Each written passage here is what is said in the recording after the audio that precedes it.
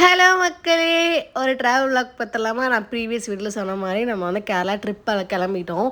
நமக்கு வந்து தென்காசி ஜங்ஷனில் இருந்து தான் ட்ரெயின் இருந்தது. ஸோ நாங்கள் வந்து ஒரு 10 o'clock 11 o'clock அங்கே அப்படிங்கிற மாதிரி தான் நம்ம தென்காசி ஜங்ஷனில் ரீச் ஆனோம்.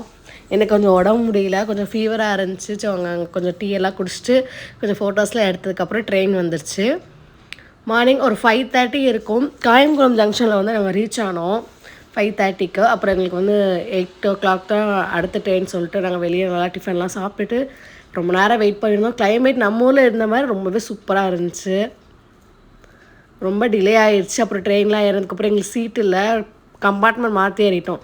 ஸோ ஆனால் ஃபைனலாக போட் ஹவுஸ் வந்து ரீச் பண்ணிட்டு நாங்கள் ஸ்பீட் போட் போனோம். இது வரைக்கும் நான் போனதே இல்லை, செம்ம எக்ஸ்பீரியன்ஸாக இருந்துச்சு.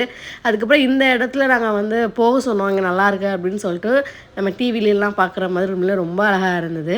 இதோட கண்டினியூஷன் வாக்கில் வந்து நம்ம பார்க்கலாம். ஸ்டே டியூன் மக்களே, பாய்.